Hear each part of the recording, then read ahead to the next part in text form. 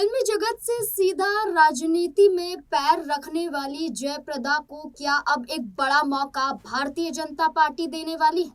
क्या 2027 के विधानसभा चुनाव से पहले बड़ी जिम्मेदारी के लिए जयप्रदा तैयार हो चुकी है? अचानक 22 मार्च को बीजेपी के दो बड़े चेहरों से जयप्रदा की मुलाकात। 6 घंटे के भीतर दो बड़े नेताओं से मुलाकात, बातचीत के साथ साथ बीजेपी में एक बड़े कद को लेकर चर्चा फिर से शुरू हो गई। जयप्रदा उत्तर प्रदेश की राजनीति में एक बड़ा चेहरा तब बनी जब आजम खान के विरोध में उन्होंने बड़ा कदम उठाया। आजम खान के गढ़ में जयप्रदा ने सेंधमारी की और साथ ही साथ जीत कर भी दिखाया। आलम यह हुआ कि दोनों के बीच में तकरार इतनी बड़ी कि आजम खान को भी हार का सामना करना पड़ा था। लेकिन क्या एक बार फिर से जयप्रदा आजम खान के गढ़ में सेंधमारी करने के लिए तैयार हो चुकी हैं? पहले बता देते हैं कि कौन दो बड़े नेताओं से जयप्रदा ने मुलाकात की है। पहले तो बीजेपी के प्रदेश अध्यक्ष हैं पंकज चौधरी, उनसे मुलाकात लखनऊ में जयप्रदा ने की। मुलाकात ही नहीं हुई, आपसी बातचीत भी हुई और बातचीत के बाद मीडिया के सामने कुछ सामने नहीं आया है, लेकिन चर्चा ये थी कि अंदर खाने कोई चर्चा चल रही है। इसके फौरन बाद जाकर जयप्रदा मुलाकात करती हैं बीजेपी नेत्री और उत्तर प्रदेश महिला आयोग के उपाध्यक्ष अपर्णा यादव से। अपर्णा यादव के आवास पर पहुंचती हैं, मुलाकात होती है। वहां पर टीका लगाती हुई अपर्णा यादव नजर आती हैं और अभिवादन जयप्रदा करती हैं। मुलाकात होती है, मुस्कुराते हुए चेहरे नजर आते हैं। और जिसके बाद राजनीति में यही चर्चा हो रही है कि क्या संगठन में कोई बड़ी जिम्मेदारी मिलेगी या 2027 के विधानसभा चुनाव में चुनाव लड़ने के लिए जयप्रदा तैयार हो चुकी हैं। इसलिए ये मुलाकात लंबे समय बाद जाकर हो रही है। इसी से जुड़े हुए तमाम सवाल हैं, सवालों के जवाब खंगालने की कोशिश करेंगे। हमारे साथ हमारे वरिष्ठ सहयोगी अमन सर जुड़ चुके हैं। सर, राजनीति में आंध्र प्रदेश से कदम रखा था जयप्रदा ने। तेलुगु देशम पार्टी में उनकी एंट्री होती है, चुनाव प्रचार प्रसार करती हुई नजर आती हैं। लेकिन जो राष्ट्रीय स्तर पर पहचान मिलती है वो उत्तर प्रदेश से मिलती है। उत्तर प्रदेश से वो चुनाव लड़ती हैं रामपुर से और चुनाव जीत जाती हैं लोकसभा का।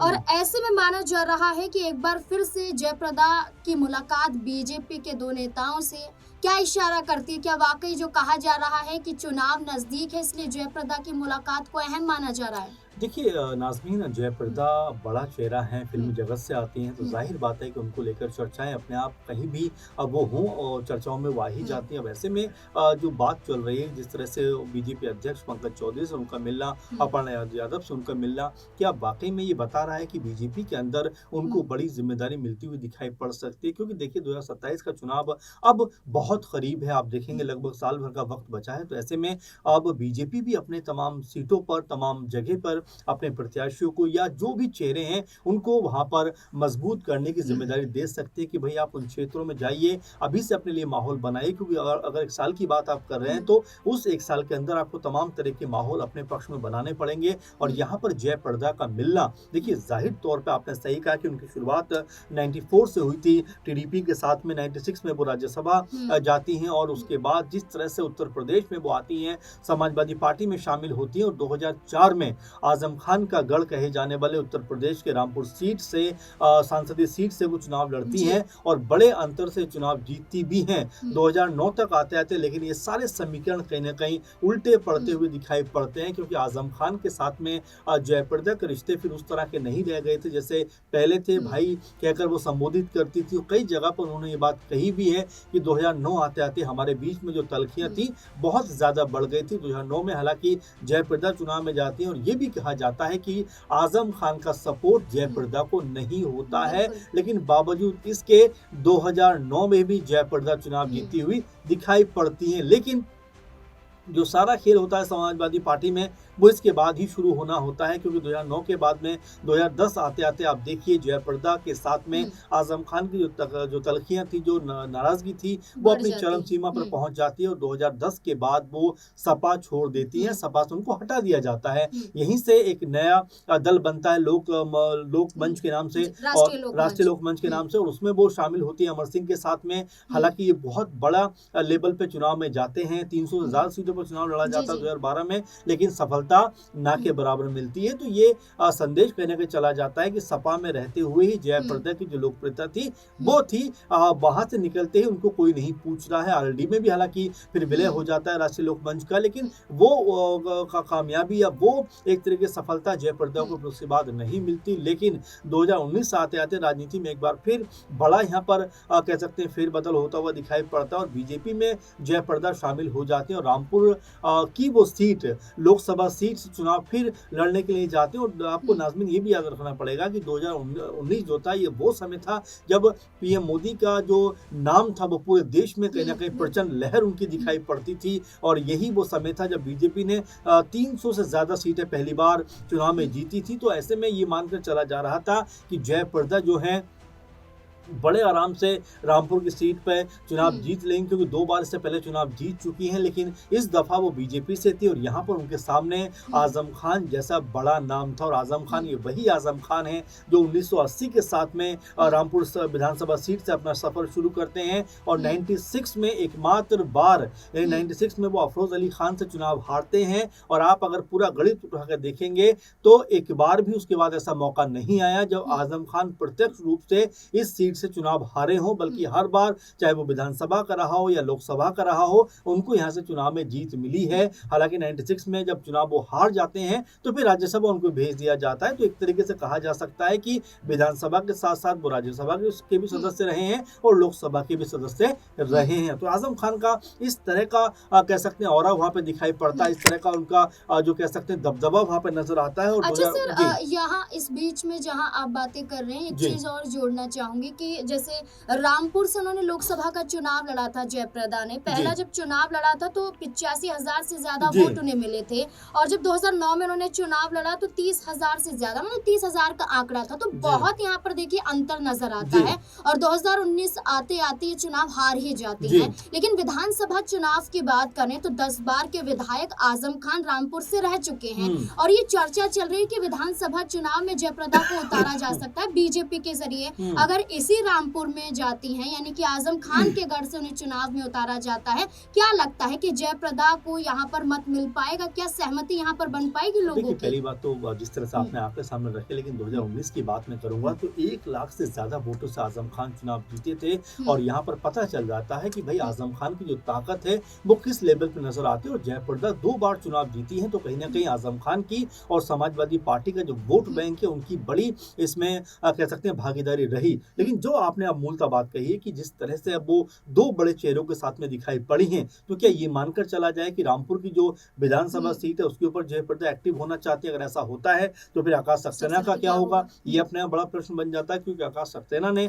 2022 में ही जिस तरह से उपचुनाव में जीत दर्ज की है उसके बाद उनका दबदबा रामपुर में काफी ज्यादा देखने को मिलता है। और ऐसे में अगर उस सीट के ऊपर जयप्रदा का नाम आता है तो यहाँ बीजेपी के अंदर खाने में आपसी मतभेद उभर कर सामने आ सकते हैं। चूंकि जयप्रदा 2019 में जैसा हम देख रहे हैं चुनाव लड़ चुकी हैं, 1 लाख से ज्यादा वोट चुनाव हारी है, उसको लेकर क्या जयप्रदा को लेकर बीजेपी इतना बड़ा प्लान बनाती हुई दिखाई पड़ेगी कि भाई जयप्रदा को 2027 के विधानसभा चुनाव में उतारा जाए? एक बात। दूसरी बात ये कि अगर वो रामपुर से उतरती हैं तो फिर आकाश सक्सेना क्या स्वार सीट से या किसी और सीट से रामपुर के चुनाव लड़ते हुए दिखाई पड़ेंगे? तो अभी स्पष्टता इसको लेकर नहीं है। लेकिन हाँ, जो बात आप कह रहे हैं कि भाई जिस तरह से पंकज चौधरी जो बीजेपी के अध्यक्ष है उनके साथ में वो नजर आती हैं, फिर अपर्णा यादव जो चर्चित चेहरों में से एक है, सपा से निकलकर बीजेपी में शामिल हुई हैं। और ये भी देखा जा सकता है कि जयप्रदा भी सपा से निकलकर जो है बीजेपी में शामिल हुई हैं। तो क्या यहाँ पर आपस में कोई बड़ी बॉन्डिंग या दिखाने का प्रयास किया जा रहा है? ये तमाम तरह के प्रश्न जो उठते हुए दिखाई पड़ते हैं। लेकिन 27 तक आते आते